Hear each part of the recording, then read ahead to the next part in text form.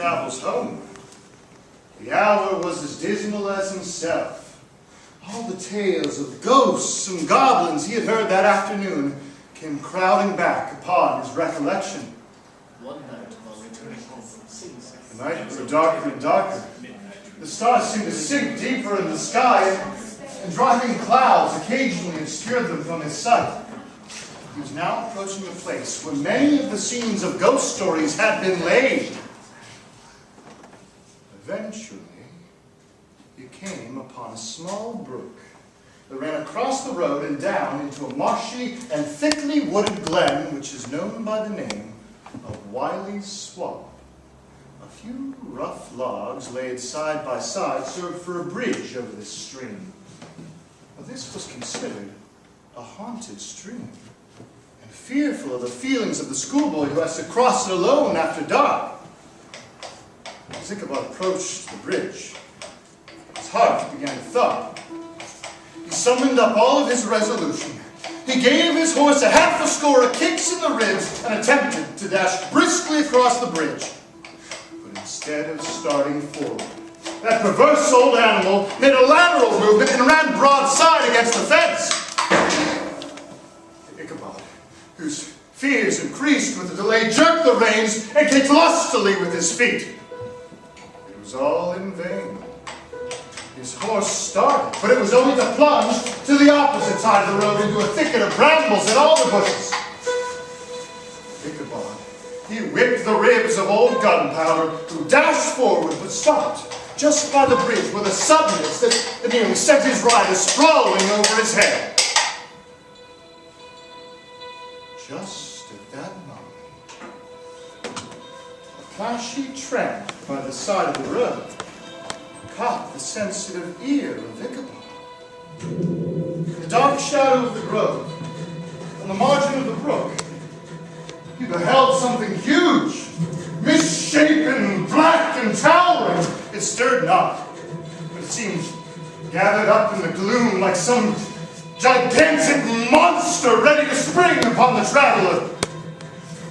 The hair of the affrighted pedagogue stood up on his head in terror. It was too late to turn and fly. Besides, what chance was there of escaping a ghost or goblin? Who are you? Who are you? Once more, he cudgeled the sides of the inflexible Gunpowder, but he would not budge.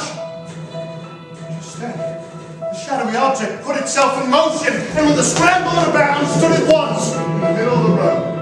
It appeared to be a horseman of large dimensions and mounted on a black steed. It made no offer of molestation or sociability, but stood aloof on the side of the road, jogging along on the blind side of old Gunpowder, who now got over its fright and waywardness. Ichabod, who had no relish for this strange midnight companion, and remembering the story of Brom Bones and the Galloping Hessian, quickened his steed in the hopes of leaving him behind. The other quickened his steed to an equal pace.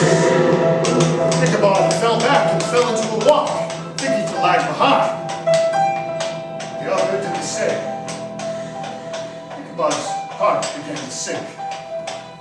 He endeavored to sing his song tune, but his parched tongue clove to the roof of his mouth, and he could not utter a single note. Announcing the rising ground, which brought the figure of his fellow traveler in relief against the sky, gigantic in height and muffled in a cloak. Ichabod was horror-struck on perceiving that he was headless, but his horror increased when he saw that head was carried before him on the pommel of his saddle. Ichabod's terror rose to desperation. He rained a shower of kicks and blows upon Gunpowder, in the hopes of leaving him behind. But that devil jumped after him. Away they dashed through thick and thin, stones flying and sparks flashing at every turn. Ichabod's flimsy garments floated in the air as he leaned his long, lank body over his horse's head in eagerness of his flight. They now pushed the road that leads to Sleepy Hollow.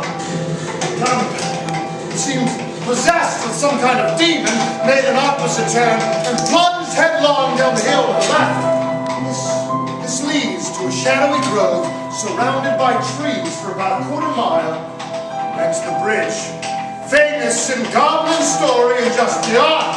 The red goblin was born on his haunches. An unskilled rider, the Ichabod one, he had much ado to maintain his seat, sometimes slipping to one side, sometimes another. An opening in the trees ahead of the cheer. In the hopes that that church bridge was at hand.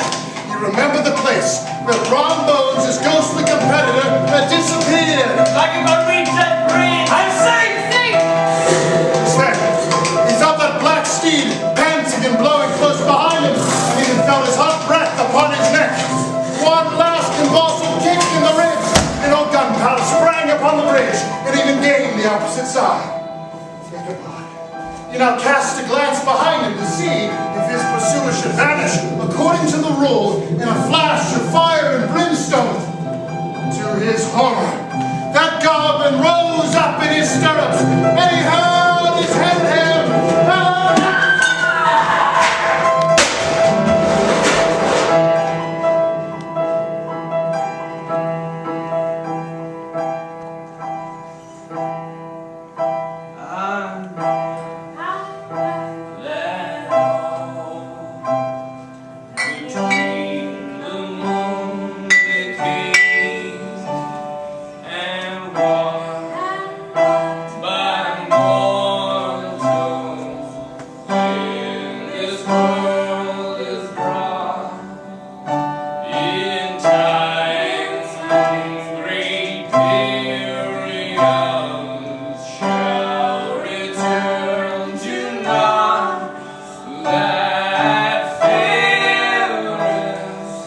Stay